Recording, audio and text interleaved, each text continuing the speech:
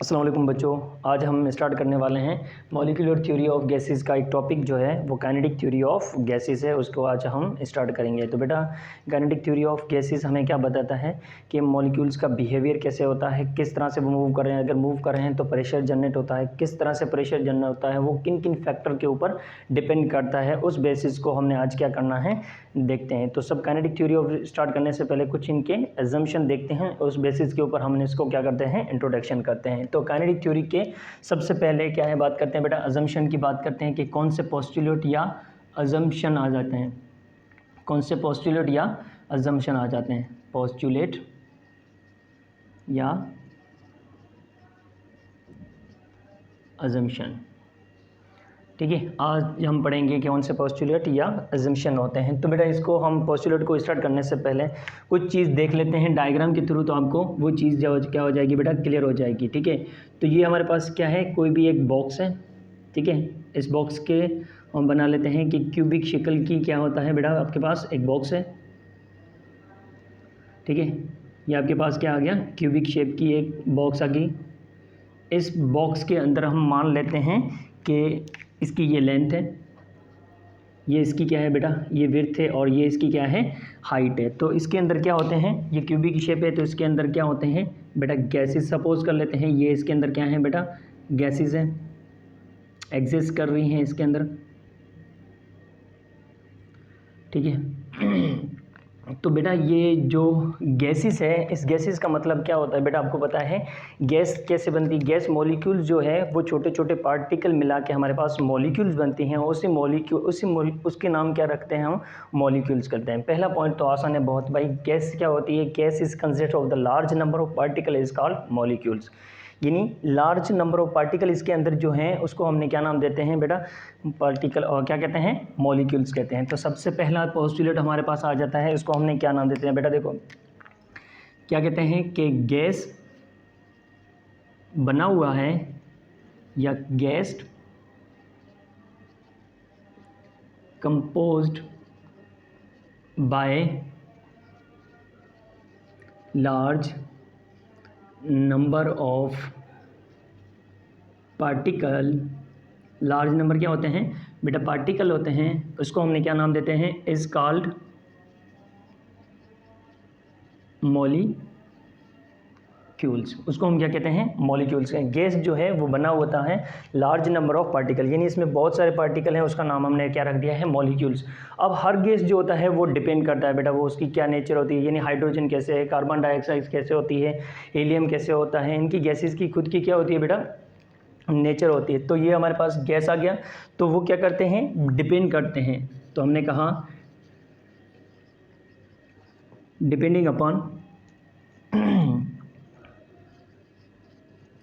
Depending upon gases, वो gases के ऊपर डिपेंड करते हैं। कौन सा गैसेस आप ले रहे हो उसके ऊपर क्या करते हैं बेटा, वो डिपेंड करते हैं गैसेस। यानी हर एक मॉलिक्यूल, यानी ईच मॉलिक्यूल्स जो है, ईच मॉलिक्यूल्स वन एटम हम कह सकते हैं, कोई भी सपोज कर लेते हैं, एक एटम से हम बन सकते हैं, या हम कह सकते हैं ग्रुप ऑफ एटम। ठीक है, ये पहला पोस्टुलेट आ गया। पहला पोस्टुलेट क्या है कि गैस जो बना हुआ है लार्ज नंबर ऑफ पार्टिकल से बनाता है, उसको हम क्या कहते हैं, मॉलिक्यूल्स कहते हैं। आपको पता है हर गैस की नेचर अपनी होती है, वो डिपेंड करता है। ठीक है, तो एक सिंगल मॉलिक्यूल्स यानी एटम से होता है, या हम कह सकते हैं ग्रुप ऑफ एटम्स हमारे पास होते हैं। ये पहला पोस्टुलेट हमारे पास क्या आ जाता है बेटा, आ जाता है। उसके बाद हमने क्या देखते हैं कि इसका दूसरा पोस्टुलेट जो है वो हमारे पास क्या है ये आ जाता है हमारे पास सेकंड पोस्टुलेट।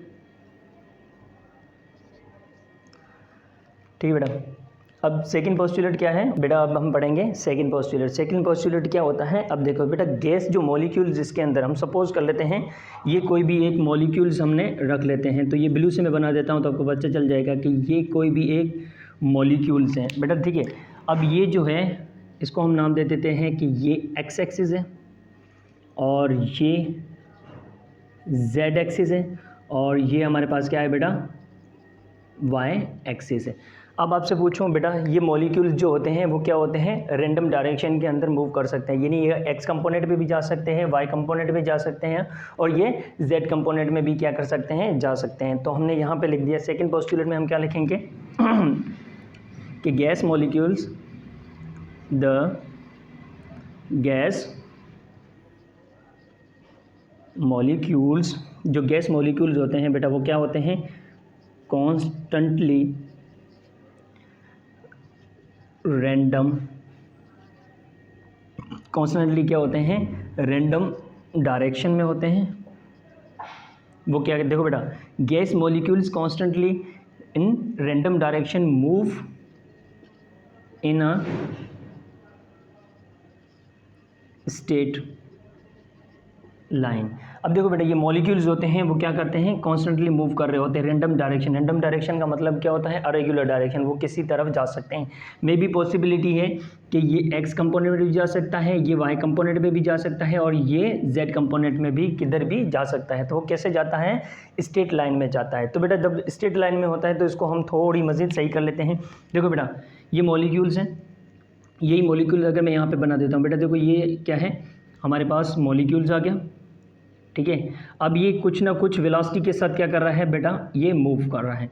तो आप कहोगे तो ये वाई वेलोसिटी है, इसका मतलब वाई कंपोनेंट एक्स कंपोनेंट पे जा सकता है, ये वाई कंपोनेंट पे भी जा सकता है, और ये जेड कंपोनेंट में भी क्या कर सकता है बेटा, जा सकता है। तो हम इसको ऐसे लिख सकते हैं, यानी v, अगर हमारे पास मॉलिक्यूल्स हैं वो वी एक्स आई कंपोनेंट, यानी अगर एक पार्टिकल एक्स कंपोनेंट भी पॉसिबिलिटी हो सकती है, जा सकता है, plus v y j component, यानी जे क्यों आई जे क्यों लगा रहे हैं, क्योंकि वेक्टर फॉर्म में बता सकता है। आई का मतलब वो एक्स कंपोनेंट में जा रहा है, जे का मतलब वो वाई कंपोनेंट में जा रहा है, प्लस वी जेड के, ये इस डायरेक्शन में क्या कर सकते हैं बेटा, जा सकते हैं। तो वेलोसिटी वेक्टर होती है, तो मॉलिक्यूल्स हम वेक्टर फॉर्म में।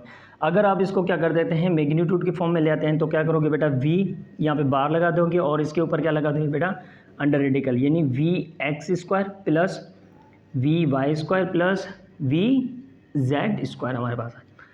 और ज़्यादा सिंप्लीफाई कर लेते हैं तो बेटा मैग्नीट्यूड हटाओगे तो आपके पास क्या हो जाएगा, वी स्क्वायर आ जाएगा, ये आ जाएगा v x square plus v y square plus v z square, ठीक है। ये हमारे पास आ जाए। देखो पार्टिकल के वेलोसिटी, जो पार्टिकल मॉलिक्यूल्स हैं वो वाई कंपोनेंट की तरफ, एक्स कंपोनेंट की तरफ जा रहे हैं, y component and z component की।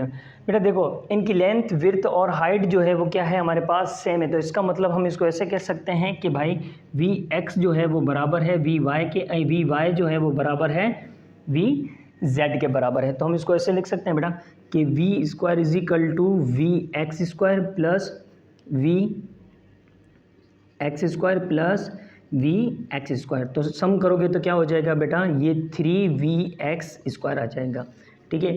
तो ये हमारे पास क्या आ जाती है, एवरेज स्पीड आ गई कि ये मॉलिक्यूल्स एक्स डायरेक्शन में भी जा सकता है, वाई की डायरेक्शन में भी जा सकता है, और जेड डायरेक्शन में भी क्या कर सकता है बेटा, ये मूव कर सकता है। तो ये हमारे पास सेकेंड पोस्टुलेट आ गया।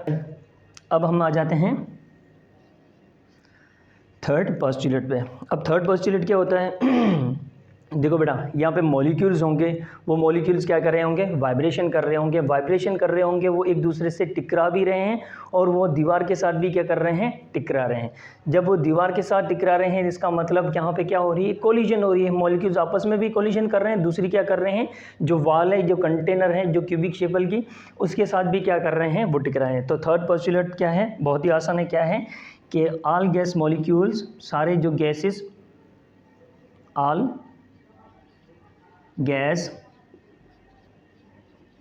molecules, all gas molecules are collision with them self, वो अपने आप से टकराते हैं। और दूसरी बात क्या कर रहे हैं, and with wall of container तो दूसरी चीज़ क्या कर रहे हैं कि ऑल गैस मॉलिक्यूल, सारे गैस मॉलिक्यूल्स एक दूसरे के साथ टकरा रहे होते हैं, दूसरे साथ क्या कर रहे होते हैं, वो कंटेनर के साथ भी टकरा रहे हैं। किस नेचर में टकराते हैं, इन इलास्टिक नेचर, इन वो किस में टकराते हैं बेटा, इन इलास्टिक नेचर। बेटा आपने पढ़ा होगा इलास्टिक क्या होता है, बेटा इंटर फर्स्ट ईयर में पढ़ा। इलास्टिक वो होता है जिसकी मोमेंटम क्या रहती है हमारे पास, कंजर्व रहती है, ठीक है, जिसकी काइनेटिक एनर्जी एंड मोमेंटम हमारे पास होती है, उसको हम क्या कहते हैं, इलास्टिक नेचर। तो ये हमारे पास आ गया थर्ड। उसके बाद क्या आ जाते हैं बेटा, इसके फोर्थ पोस्टुलेट पे आ जाते हैं। ठीक है बेटा, अब देखो मॉलिक्यूल्स, यही स्टेटमेंट अगर यहाँ पे देखें तो मॉलिक्यूल्स एक दूसरे से क्या कर रहे हैं, टकरा रहे हैं। टकराने के बाद क्या कर रहे हैं, जब वो एक दूसरे से टकरा रहे हैं और कंटेनर से टकरा रहे हैं तो वहाँ पे क्या हो रहा है, फोर्स लग रही है। और कितने एरिया पे लग रही है, तो देखो बेटा फोर्स लग रही है और कितने एरिया पे लग रही है, तो हमें कॉन्सेप्ट आ जाता है यहाँ पे कि क्या चीज़ की बात कर रहा है, प्रेशर की बात कर रहा है। यानी collision of the molecules, collision of the molecules produce the pressure. क्या कर रहे हैं, जो मॉलिक्यूल्स आपस में टकरा रहे हैं वो पैदा कर रहे हैं, प्रेशर को प्रोड्यूस कर रहे हैं। तो हम इसको फर्स्ट पोस्टुलेट में ऐसे लिख सकते हैं, the collision of molecules, the collision of molecules, जो collision of the molecules produce या डेवलप पैदा कर रहे हैं द प्रेशर। ठीक है बेटा, तो फोर्थ पोस्टुलेट क्या है, कोलिजन ऑफ द मॉलिक्यूल, जो मॉलिक्यूल्स आपस में टकरा रहे हैं तो वो क्या पैदा कर रहे हैं बेटा, प्रेशर कर रहे हैं। जितने देखो बेटा मॉलिक्यूल जितने ज़्यादा इन कंटेनर से टकराएंगे तो उसका प्रेशर इतना ही क्या होगा, ज़्यादा होगा। तो हम इसको ऐसे लिख सकते हैं कि बेटा कि प्रेशर जो होता है वो डायरेक्टली प्रोपोर्शनल होता है नंबर ऑफ मॉलिक्यूल्स, किसके साथ, कोलिजन। जितने नंबर ऑफ मॉलिक्यूल्स एक दूसरे से टकराएंगे प्रेशर इतना ही हमारे पास क्या होगा, ज़्यादा होता जाएगा। तो ये हमारे पास आ गया फोर्थ पोस्टुलेट। पहला पोस्टुलेट बेटा क्या आता है कि गैस जो है वो लार्ज नंबर ऑफ पार्टिकल की बनी हुई होती है, जिसको हमने मॉलिक्यूल्स कहा है कि हर गैस की नेचर जो होती है वो अपने आप पे डिपेंड कर रही होती है। तो हर मॉलिक्यूल जो होता है एक सिंगल एटम या ग्रुप ऑफ एटम से बना होता है। दूसरा पोस्टुलेट हमारे पास क्या होता है कि गैस मॉलिक्यूल्स जो होते हैं वो कॉन्स्टेंटली रैंडम डायरेक्शन में के अंदर क्या होते हैं बेटा, मूव कर रहे होते हैं। जब वो कॉन्स्टेंट डायरेक्शन में मूव कर रहे हैं तो हमने कहा वो शायद स्ट्रेट लाइन में, देखो बेटा ये एक्स डायरेक्शन में भी हो सकता है, वाई डायरेक्शन में एंड जेड डायरेक्शन में भी हमारे पास हो सकता है। तो हमने यहाँ पे एवरेज निकाल दी। फिर कहा कि गैस मॉलिक्यूल्स वो अपने आप से टकराते हैं, दूसरे किसके साथ टकराते हैं, कंटेनर के वाल के साथ टकराते हैं। कौन सी नेचर होती है बेटा, इलास्टिक नेचर होती है। याद करें एमसीक्यूज में पूछ लगते हैं, जो कोलिजन होती है मॉलिक्यूल्स की टकराने की, उसके अंदर क्या पैदा होता है, प्रेशर पैदा होता है। जितने नंबर ऑफ मॉलिक्यूल्स ज़्यादा कोलिजन करेंगे इतना ही प्रेशर हमारे पास क्या होगा, ज़्यादा होगा। तो हमें यहाँ पे एक चीज़ तो ये समझ में आ गई, ठीक है। अब देखो मॉलिक्यूल जितने ज़्यादा वाइब्रेशन करेंगे तो वाइब्रेशन का मतलब क्या होगा, यहाँ पे टेम्परेचर इंक्रीज होगा। और इनके अंदर वाइब्रेशन का मतलब क्या होता है, मॉलिक्यूल्स वाइब्रेशन बहुत कर रहे हैं तो काइनेटिक एनर्जी क्या हो जाएगी, ज़्यादा हो जाएगी। तो काइनेटिक एनर्जी ज़्यादा हो जाएगी, इसका मतलब वहाँ पे टेम्परेचर जो होगा वो आपके पास क्या हो जाएगा, ज़्यादा हो जाएगा। तो फोर्थ, और ये आ गया हमारे पास फिफ्थ पोस्टुलेट में हम क्या लिखेंगे, the temperature kinetic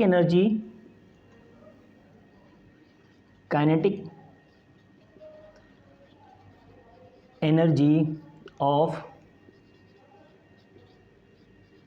molecules. Kinetic energy जो मॉलिक्यूल्स होगी वो डिपेंड करेगी, किस पे डिपेंड करेगी, डिपेंड अपॉन ओनली टेम्परेचर।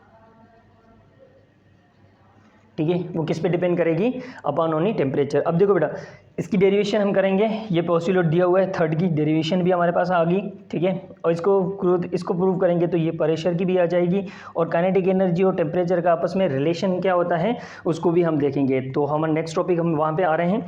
तो ये हमारा 5 पोस्टुलेट हो गया।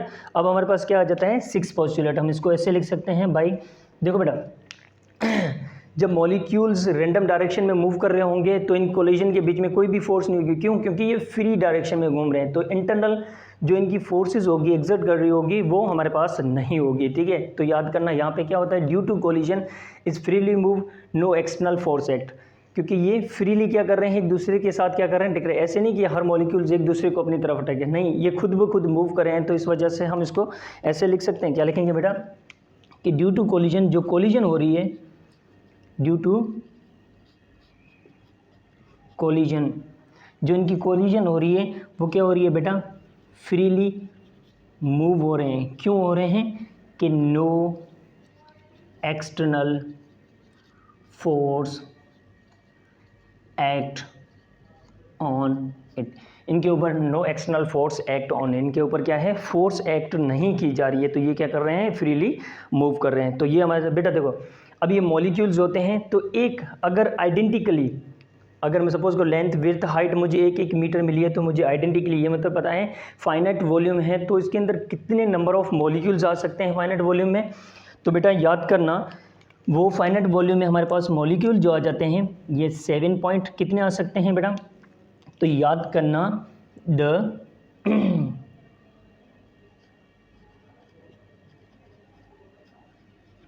molecules in a finite volume कितने आ सकते हैं बेटा, ब्रेड से लिख देता हूँ तो आपको सही समझ में आ जाएगा। कितने आते हैं बेटा, 3 × 10⁻⁻25 मॉलिक्यूल्स इन अ क्यूबिक। एक क्यूबिक के अंदर कितने आ सकते हैं मॉलिक्यूल, 3 × 10⁻25, सॉरी माइनस नहीं, कितने आ सकते हैं, 25 मॉलिक्यूल्स इन क्यूबिक के अंदर आ सकते हैं, इसके अंदर आ सकते हैं, ठीक है। अब ये मॉलिक्यूल जो आपने बनाया हुआ है, इसकी शेप या इसको हम क्या कहते हैं बेटा, इसकी डाया मीटर जो होती है वो कितनी होती है, डायामीटर जो होती है बेटा 3 × 10⁻⁻10 मीटर, आप इसको ऐसे लिख सकते हो 3 एंगस्ट्रॉन मीटर। तो ये हमारे पास आ जाते हैं बेटा पोस्टुलेट आ गए। तो पोस्टुलेट कितने हमने बना लिए, आसान कर लेके बाई गैस कंपोज होते हैं large number of particle. Her molecules जो है वो डिपेंड करता है कितने एटम, सिंगल एटम से बना है या ग्रुप ऑफ एटम से बना है। हर मॉलिक्यूल्स कॉन्स्टेंटली डायरेक्शन में मूव करते हैं, पर कौन सी होती है, स्ट्रेट लाइन, शायद एक्स एक्सिस डायरेक्शन में सीधा जा रहा है या वाई में या जेड के अंदर सीधा जा रहा है। तो ये एवरेज हमारी निकल दी। फिर गैस मॉलिक्यूल्स आपस में टकराते हैं और दीवार के साथ भी टकराते हैं, पर नेचर कौन सी होती है, ये रेड से लिख देते हैं, यहाँ पे याद करना एमसीक्यूज पॉइंट होती है, कौन सी है, इलास्टिक नेचर होती है। दूसरी, कोलिजन मॉलिक्यूल जब आपस में टकराते हैं तो वहाँ पे प्रेशर जनरेट होता है। क्यों, क्योंकि बेटा देखो यहाँ पे मॉलिक्यूल्स लगेंगे, फोर्स लग रही है किन के ऊपर, पर यूनिट एरिया के ऊपर, तो हमें पता चल जाता है वहाँ पे प्रेशर। तीसरी चीज़ क्या हो जाती है, फिफ्थ पोस्टुलेट कि kinetic energy of molecule depend upon the temperature. जितनी वाइब्रेशन इसके अंदर ज़्यादा होती हो जाएगी, इतने नंबर ऑफ इनका टेम्परेचर क्या है, बढ़ता ही जाएगा, काइनेटिक एनर्जी बढ़ती जाएगी। 5 के बाद 6 आ रहा है कि कोलिजन जो होती है इनकी वो फ्रीली मूव करते हैं। क्यों, क्योंकि नो एक्सटर्नल फोर्स एक्ट, इनके अंदर नो एक्सटर्नल फोर्स कोई भी नहीं होती है, वो रैंडम डायरेक्शन में इस वजह से क्या कर रहे होते हैं बेटा, घूम रहे होते हैं। तो मॉलिक्यूल जो होते हैं वो क्या होते हैं, फाइनाइट के अंदर हमारे पास होते हैं, कितने होते हैं, 3 × 10⁻25 मॉलिक्यूल्स इन अ क्यूबिक, यानी ये कंटेनर जो बनाया है उसके अंदर हमारे पास कितने होते हैं, 3 × 10⁻25 मॉलिक्यूल्स। तो यहाँ पे स्क्रीनशॉट ले लो, उसके बाद हम इसका डेरिवेशन कर दें। किसकी देखने चाहते हैं कि कोलिजन ऑफ डेवलपमेंट प्रेशर, तो हम इसकी डेरिवेशन पोस्टुलेट इसको प्रूव करेंगे। ये जो हो रहा है कैसे हो रहा है, स्क्रीनशॉट ले लो।